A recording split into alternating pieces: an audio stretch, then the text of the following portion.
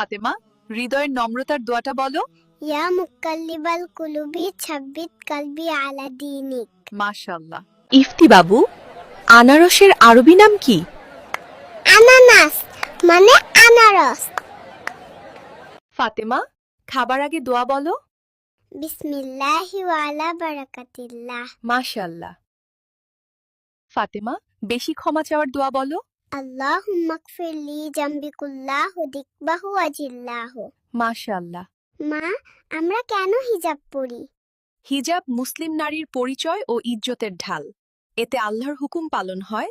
নাজওয়াই, জান্নাতে কারা যাবে আম্মু? যারা ইমানদার, নামাজ পড়ে, পাপ থেকে বাঁচে আর আল্লাহকে মা, আমরা কোরআন পড়ি কেন? কোরআন আল্লাহর বাণী। এটি মানবজাতির জন্য পথ নির্দেশনা ও আলো। মা, রোজা রাখলে কি হয়? রোজা মানুষকে খোদাভীতি শেখায়। ক্ষুধার মাধ্যমে গরিবের দুঃখ কষ্ট স্মরণ করিয়ে দেয়। এই যে আপনার কাউকে কষ্ট দিতে খারাপ লাগে, এই ব্যাপারটা আপনাকে আরো বেশি সুন্দর করে তোলে।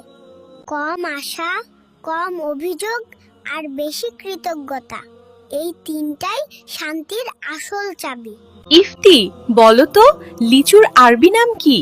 লাইচি মানে লিচু। ইয়া আল্লাহ, অতিরিক্ত কোনো কিছুই চাই না, যতটুকু হলে জীবনটা সুন্দর হয় আমাকে ততটুকু দান করুন, আমিন। রাতে তাহাজ্জুদ পড়ার অভ্যাস করুন, মানসিক শান্তির মেডিসিন পেয়ে যাবেন এবং স্বপ্নগুলো চোখের সামনে পূরণ হতে দেখবে ইনশাআল্লাহ।